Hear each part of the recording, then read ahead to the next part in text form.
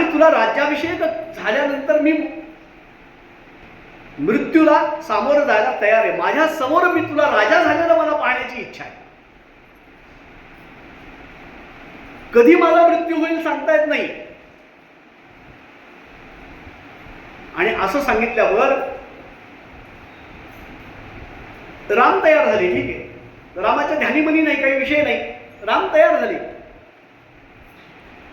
मग इकडे कैकेयीच्या महालामध्ये मंथरे गच्चीवर गेलेली होती. फिरता फिरता तिनं कौसल्याच्या दासीला विचारलं, अगं काय चाललंय, काय गडबड चालली आहे, महाल का बरं सजवण्यात येतोय? त्या दासीने विचारलं, तुला माहिती नाही का? ती म्हणजे काय? अगं उद्याच्या दिवशी रामाचा राज्याभिषेक होणार आहे. रामाचा राज्याभिषेक होणार आहे आणि आम्हाला बोलवलं नाही, कैकेयीला माहिती नाही. ह्याचं तिला आश्चर्य वाटलं. आणि त्याच वेळेला सरस्वतीनं तिच्या बुद्धीमध्ये प्रवेश केला. विकल्प घुसला. माणसाला कितीही चांगली बुद्धी असू द्या, माणसाच्या बुद्धीमध्ये एखादा विचार वाईट घुसला की तो बाहेरच निघत नाही, कुठल्याच परिस्थितीत बाहेर निघत नाही. तिची तशीच अवस्था झाली. काय करावं आता? सगळे प्रकार करून झाले आणि तिनं धावत धावत धावत धावत गच्चीवरून खाली आली. आणि गच्चीवरून खाली आल्याबरोबर कैकेयीच्या महालामध्ये कैकेयीकडे गेली. आणि कैकेयी छानपैकी पलंगावर झोपलेली होती. इतक्या जोरात तिच्याबरोबर, उत्तिष्ठ मूढे, हे मूर्ख स्त्रिये, उठ, झोपतीस काय? तिला अधिकार होता तेवढा. कारण अश्वपती ज्या वेळेला कैकेयीचा जन्म झाल्यानंतर काही दिवसांनी अश्वपतींनी कैकेयीच्या आईला घरातून हाकलून दिलेलं होतं. काय कारण असतील? तेव्हापासून मंथरेनं तिचा सांभाळ केला. काही जण सांगतात की ती मृत्यू पावला होता, पण मृत्यू पावलेला नाहीये, तर तिला हाकललेलं होतं अश्वपतींनी. तेव्हापासून बालपणापासून तिचा सांभाळ केलेला मंथरेनं, अंगा खांद्यावर खेळलेली आहे, म्हणून तिला तेवढा अधिकार होता. आणि असं झाल्यावर तिच्या बुद्धीमध्ये प्रवेश झाला. आणि उत्तिष्ठ मुडे किंबाले, हे बालबुद्धी, तुला कळत नाही काय झोपलीस? तिने सांगितलं, काय झालं दुपारी, काय ओरडतीयस? तुला कोणी काही बोललंय का? तिने, अगं बोललं बिललं नाही, तुला माहिती आहे का काही? उद्या त्याला रामाचा राज्याभिषेक होणार आहे. कैकेयीनं ऐकल्याबरोबर कैकेयी नाचायला लागली आनंदानं. वा वा वा वा वा, अगं ही तर किती आनंदाची गोष्ट आहे. कैकेयी कुठपर्यंत चांगली होती बघा, किती आनंदाची गोष्ट ही. तिनं सांगितलं, अगं कशाची आनंदाची गोष्ट?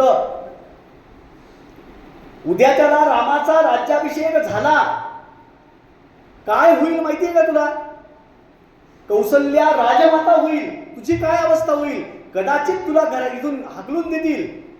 दशरथ तुझ्याकडे येणार पण नाही पुन्हा. कदाचित तुझ्या भरताला कारागृहामध्ये टाकतील, कदाचित मारूनही टाकतील. भावाभावांचे भांडण तू आतापर्यंत पाहिलेलेस, ऐकलेलेस. तिने सांगितलं, मंथरे असं काही बोलू नकोस. माझा राम इतका चांगला आहे, माझा राम सगळं काही त्याग करू शकेल, पण माझ्याशी किंवा माझ्या पुत्रां भरताशी कधीही राम वाईट मागणार नाही. तिनं खूप प्रकारे समजावलं. तिला सांगितलं, अगं तुला माहिती, बघ विचार कर, आता मी सगळीकडे फिरून आले अयोध्येमध्ये, आणि अयोध्येमध्ये मी पाहिलं सगळे अयोध्या सस्ती आहे, सगळ्यांना अयोध्येतल्या खबर आहे, फक्त तुला माहिती नाहीये. का माहिती नाहीये तुला? कौसल्याचा महाल असतोय.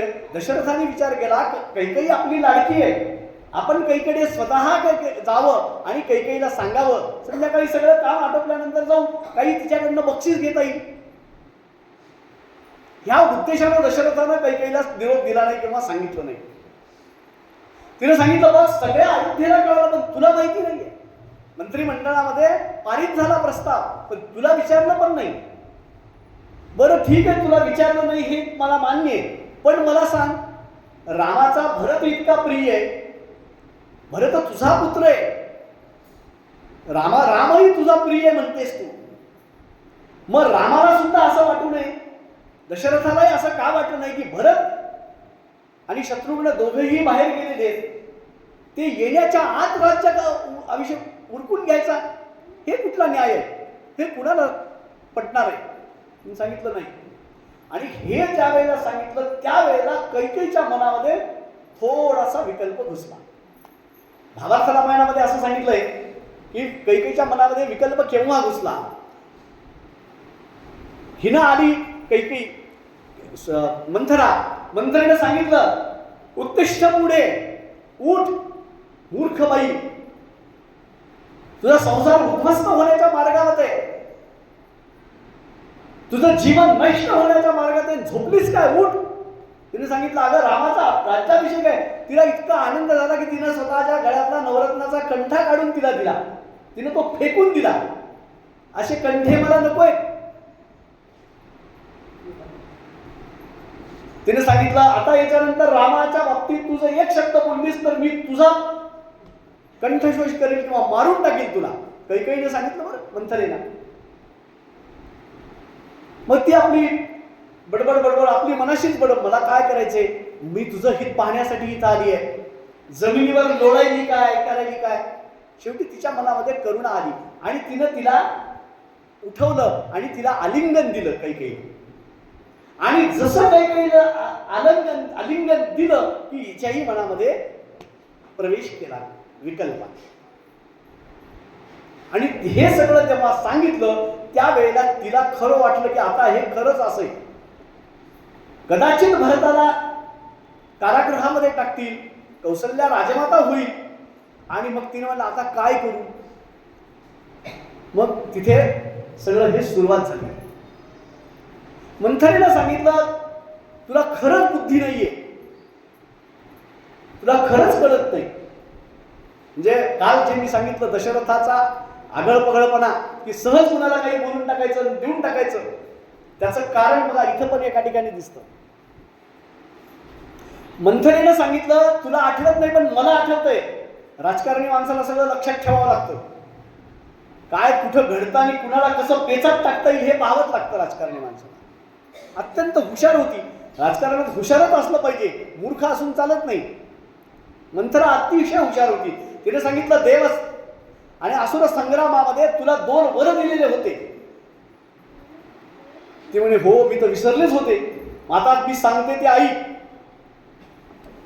या वरानं ती म्हणे हो ठीक आहे बरं झालं तू सांगितलंस, हे वर मागते आणि मी भरताला राज्य मागून घेते, द्यावंच लागेल. मंथरेनं सांगितलं मूर्खपणा करू नकोस, मी सांगते तसं कर.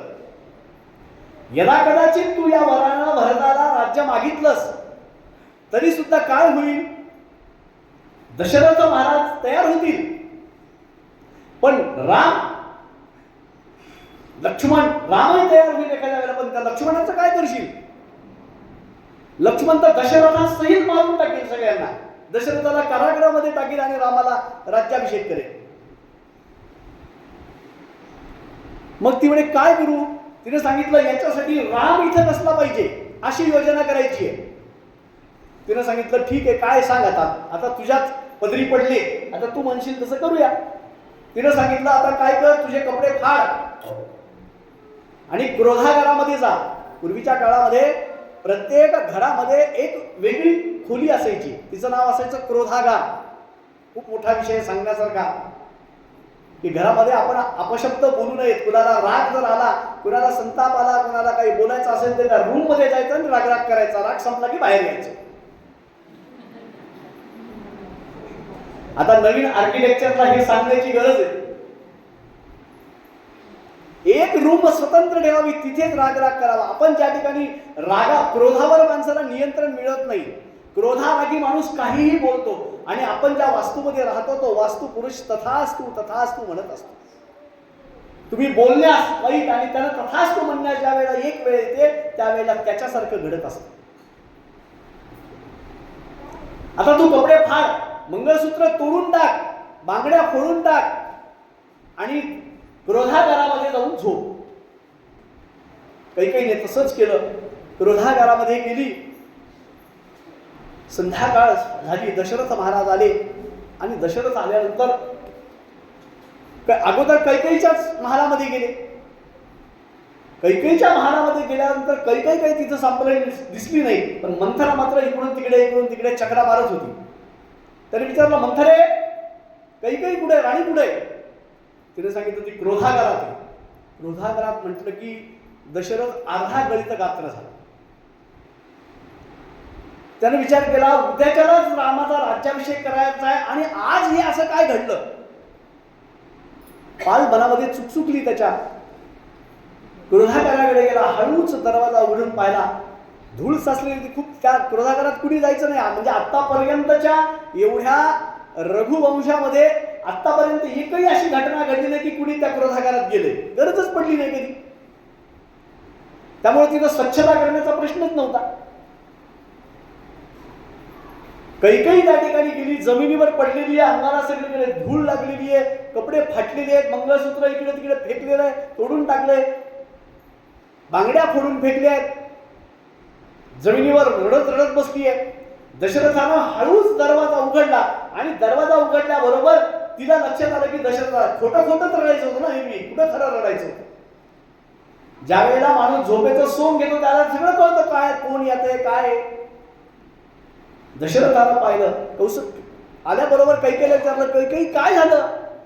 कुणी तुला बोललंय का? कुणी काही म्हटलंय का? कुणी तुझा अपमान केलाय का? सांग, तू म्हणशील ती शिक्षा त्याला करतो. पण ती काय ऐकायला तयार नाही. हात लावला, मला हात लावायचा नाही, तिकडे व्हा. त्याने सांगितलं, अगं काय करू तुझ्यासाठी?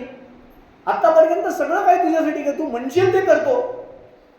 तिने सांगितलं काही करत नाही. थोडस मग आता तिला वाटलं आता आपल्या आटोक्यात स्वारी आलेली आहे, आता बोलायला हरकत नाही. तिनं विचारलं, काय केलं माझ्यासाठी तुम्ही आतापर्यंत? बघा, एवढं सगळं ऐश्वर गेलेलं आणि बायको विचारती काय केलं माझ्यासाठी, काय केलं? किती वर्ष झाले तुम्ही मला वर दिलेले, दिले का मला तुम्ही वर ते? दशरथ महाराजांनी सांगितलं, अरे हो मी विसरलो. अगं पण विसरलं ते काय झालं? तुला जेव्हा गरज आहे तेव्हा सांग. आता ते 2 वर होते ना, त्याच्या व्याजासहित देतो. 4 वर तू माग, चल दिले. हे आगळ पगळ बोललो. तेव्हा जर वर दिले नसते तर ही अवस्था आली नसती. ती म्हणे 4 बी काही नको, मला पाहिजे त्या 2च वर द्या. त्यांनी सांगितलं, चल तुला काय पाहिजे, पण आता आधी काय कर, इथून उठ, ह्या घाणीत नको बसू, छानपैकी तयार हो, महालामध्ये चल, तुला तिथे मी वचन देतो की तुला पाहिजे ते वर देतो. वचन मिळाल्याबरोबर तिने सांगितलं, मला तुमच्यावर विश्वास नाही. आता त्याने सांगितलं, का विश्वास नाही बाई? बरं मी काय केलं म्हणजे तुझा विश्वास बसेल? तिने सांगितलं, सगळ्यात आवडणाऱ्या व्यक्तीचं शपथ घ्या. ते म्हणे, मला आवडणारी तूच आहेस, तुझी शपथ घेतो. ते म्हणे, माझी नको, माझ्यापेक्षा तुम्हाला राम प्रिय आहे का नाही, रामाची शपथ घ्या. दशरथाच्या मनात काही काळं बेरं नव्हतं. त्यांनी सांगितलं, ठीक आहे बाई, रामाची शपथ घेतो, तुला मी पाहिजे ते वर देतो. आणि दोघं जण आले महालामध्ये. छानपैकी तयार झाली, आनंदी झाली. आणि आल्याबरोबर तिनं दशरथानं विचारलं, बाई सांग काय पाहिजे? अगं मी तुला सांगायला आलो होतो, तुझ्यासाठी मी आनंदाची बातमी घेऊन आलो. उद्याच्याला मी तुझ्या रामाला राज्याभिषेक करणार आहे. बरं आता तुला काय पाहिजे सांग. तिने सांगितलं, उद्याच्याला रामाचा राज्य, मंत्र्यांना सांगून ठेवलं होतं की आधी भरताला राज्य माग आणि मग रामाला वनवास माग. आधी जर तू वनवास मागितला असेल, म्हातारा जर कुचकला तर काही खरं नाही. कारण रामावरती इतकं प्रेम होतं की रामाला वनवास म्हणल्यानंतर पुन्हा दशरथ बोलूच शकले नसते. तिने सांगितलं, रामाच्या ऐवजी भरताला राज्याभिषेक झाला पाहिजे. दशरथ महाराज म्हणाले, अगं काय बोलतीयस तू? अगं राम तुझा किती प्रिय आहे, प्राणप्रिय आहे राम तुला. माझाही राम प्राणप्रिय आहे. आणि आपल्या रघुवंशाची परंपरा आहे की ज्येष्ठाला राज्याभिषेक व्हावा. तिने सांगितलं, ते काही मला माहिती नाही, भरताला राज्याभिषेक झाला पाहिजे. त्यांनी सांगितलं, ठीक आहे बाई, दुसरा वर काय? तिने सांगितलं भरताला राज्याभिषेक झाला पाहिजे, हे बरोबर आहे, पण रामानं 14 वर्ष दंडकारण्यामध्ये जाऊन राहिलं पाहिजे, वनामध्ये.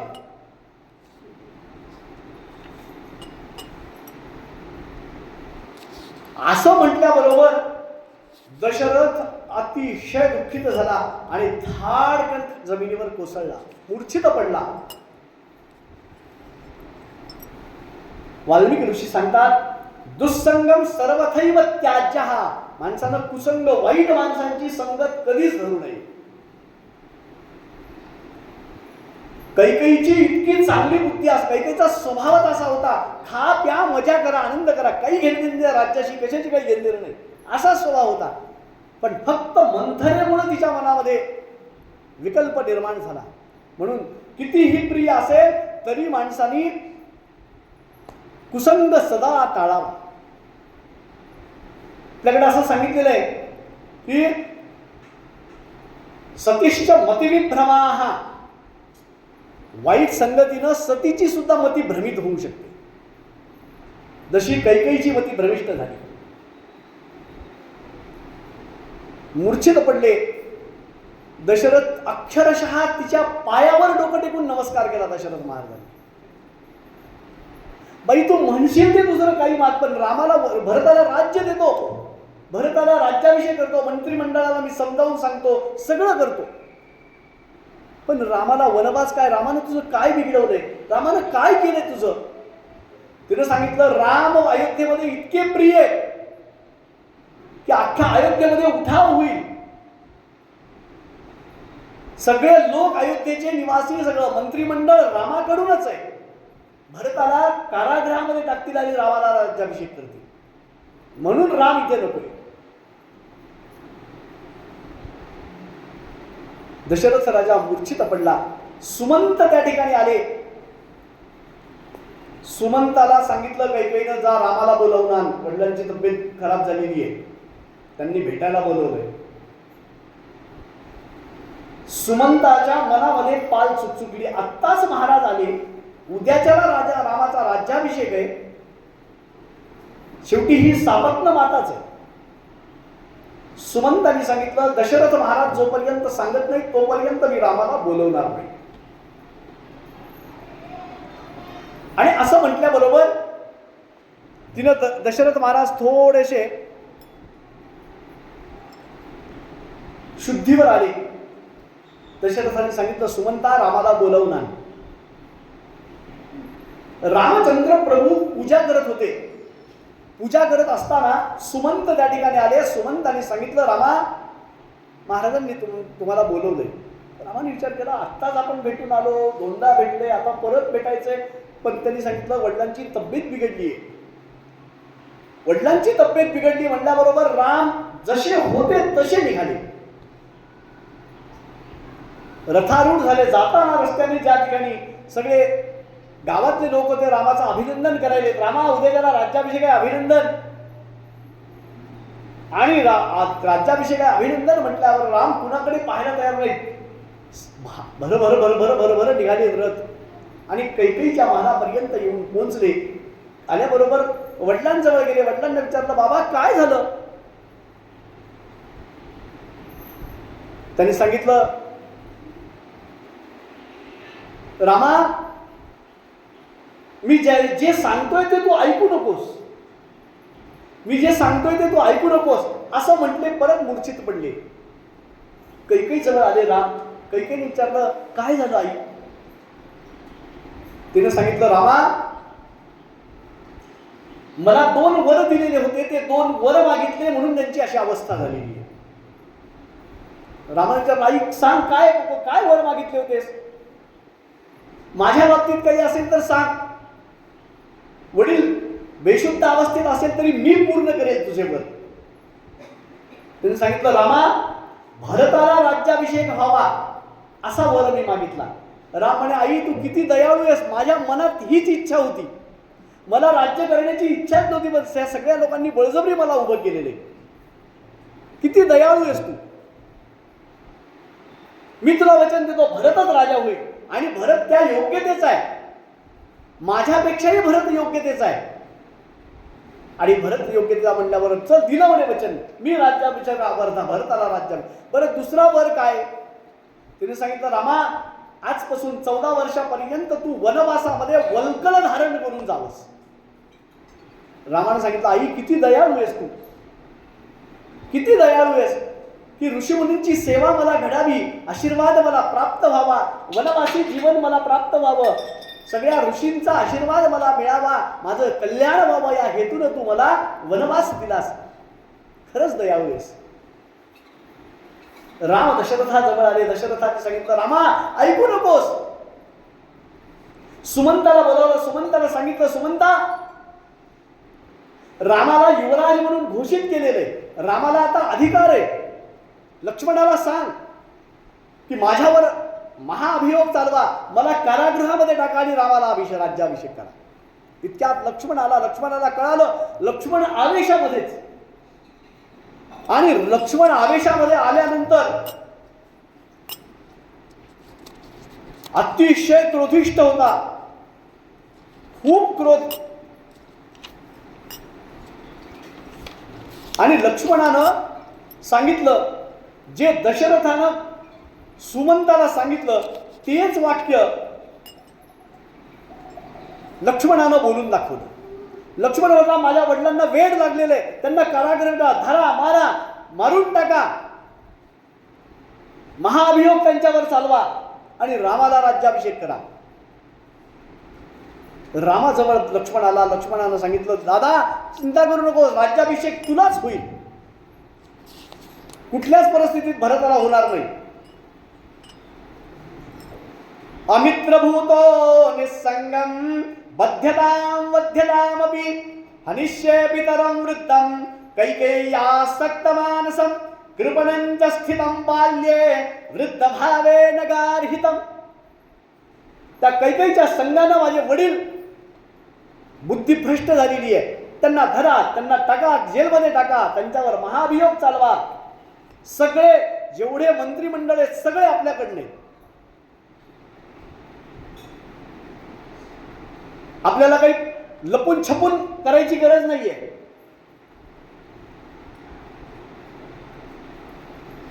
रामानं लक्ष्मणाला सांगितलं लक्ष्मणा थांब, सगळ्यांचं समर्थन आहे हे मला माहिती आहे, पण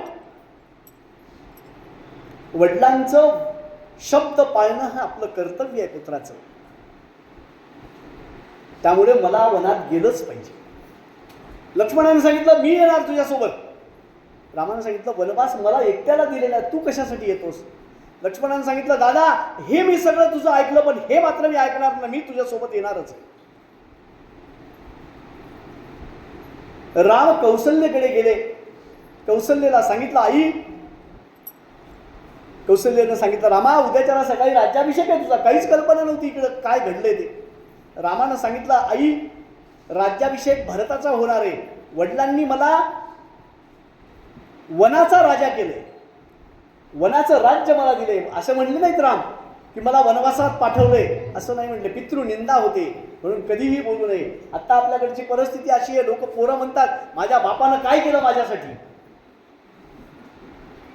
अरे तुला जन्म दिला हेच मोठे उपकार आहेत, त्यांनी जर जन्म दिला नसता तर तुला हे जग पाहायला तरी मिळालं असतं का? रामानं सांगितलं मला वनवासाचं राज्य दिलंय माझ्या पित्याने. आणि सीतेकडे आले. सीतेकडे आल्यानंतर मात्र रामाला राहवलं नाही, रामाच्या डोळ्यातून नेत्राश्रू व्हायला लागले. एका खांबाला टेकून राम मटकन खाली बसले. सीतेच्या लक्षात आलं काय झालं, रामाच्या डोळ्यामध्ये अश्रू. सीतेला सांगितलं सीते आपला वियोग होणार आहे, वनवास दिला याचं दुःख नाहीये, राज्याभिषेक होणार नाही याचं दुःख नाहीये, पण सीतेचा वियोग होणार याचं मात्र दुःख आहे रामाला. तिने सांगितलं कसं काय? सांगितलं मला वनवासात जायचंय 14 वर्षापर्यंत. मग सीतेने सांगितलं वनवासात जायचं तर काय झालं मग? मला एकट्याला वनवास आहे, मी तुझा निरोप घ्यायला. सीता म्हणते निरोप कसला माझा घेता, जेथे राघव तेथे सीता. माझा निरोप कसला घेताय तुम्ही? तुम्ही जिथे आहात तिथेच मी आहे. तुमच्या शिवाय मी राहू नाही शकत. राम सीता दोघेही वनवासाला निघण्यासाठी तयार झाले. कैकेयीने सांगितलं उद्या संध्याकाळच्या आत वनवासाला गेलं पाहिजे. किती मोठी अट आहे बघा. म्हणजे एकदा माणसाच्या मनामध्ये दुष्टता निर्माण झाली की माणूस कुठल्या टोकापर्यंत पोहोचतो पहा. जे स्वतःच्या पुत्रापेक्षाही जास्त रामावर प्रेम असणारी कैकेयी आज काय शब्द बोलतीये. सगळी तयारी केली आणि रामाने सीतेनं सांगितलं रामाने सांगितलं तू कशासाठी येतेस? माझ्यामुळे तुला त्रास कशासाठी? सीतेनं हातात पाणी घेतलं आणि पाणी घेऊन सोडलं. रामा, ह्या सगळ्या वैभवाचा, या सगळ्या संपत्तीचा मी या क्षणाला त्याग करते. पत्नी असावी तर अशी. एका क्षणामध्ये सगळा त्याग गेला आणि रामासोबत सीता निघाली. लक्ष्मण सुमित्रेकडे गेला, सुमित्रेला नमस्कार केला, सांगितलं माते मी वनवासाला चाललोय. रामाला वनवास मिळालाय, मी वनवासाला चाललोय. एखादी आई असती तर म्हणली असती काय करायचंय जाऊ दे, त्याला वनवास मिळाला, तू कशाला चाललास बाबा, तुला पाठवलंय का कुणी? सुमित्रेने सांगितलं बाळा जा, अवश्य जा, पण एक गोष्ट लक्षात ठेव, सावलीसारखा रामासोबत राहा, रामाची आणि सीतेची सेवा कर. आजपासून तुझे माता आणि पिता सीताराम आहे. माता रामो मत पिता रामचंद्र, स्वामी रामो मत सखा रामचंद्र, सर्वस्वं मे रामचंद्रो दयालुर, नान्यं जाने नैव जाने न जाने. आजपासून माता पिता तुझे ते. आणि निघाले. दशरथाला नमस्कार केला. रामाने आपले वस्त्र धारण केले होते, विसरले होते. तिथे आल्याबरोबर कैकेयीचा दुष्टपणा अजून पहा. कैकेयीने रामाला सांगितलं रामा मी असं जायला सांगितलं नाही, वल्कल धारण करून जायला सांगितलं. काय वेळ असेल, काय परिस्थिती असेल विचार करा. वल्कल धारण करायला सांगितले रामाने. लगेच ते रामाने सांगितलं माझ्याकडे वल्कल नाही आहेत माते. तिने सगळी तयारी आधी करून माझ्याकडे आहेत म्हणे, हे घे. कैकेयीने स्वतः वल्कल दिले. लक्ष्मणानं वल्कल धारण केले, रामाने वल्कल धारण केले. सीतेला वल्कल नेसता येईना, रामाने शेवटी स्वतः सीतेला वल्कल नेसवून दिले. सीता वल्कल घालून ज्या वेळेला बाहेर आली त्यावेळेला सुमंताचा आणि वशिष्ठांचा पारतान सुटला स्वतःवरचा. त्यांनी सांगितलं कैकेयी आतापर्यंत तू जे केलंस ना हे सगळं आम्ही सहन केलं, पण आता हे सीतेला वल्कल धारण करण्याचं आम्ही सहन करणार नाही. या क्षणाला राज्यद्रोह झाला तरी चालेल, पण तुझा घात करू. शेवटी सीतेनं साले वस्त्र घातले आणि निघाले. बाहेर आल्याबरोबर सगळी प्रजा तिथपर्यंत येऊन थांबलेली होती. सगळ्यांनी सांगितलं की आता महाभियोग चालवा, दशरथ राजाला सुद्धा कारागृहामध्ये टाका, कैकेयीला मारून टाका, पण रामा राजा तुम्हीच झालं पाहिजे. रामाने सगळ्यांना शांत केलं. सांगितलं महाराज चिंता करू नका,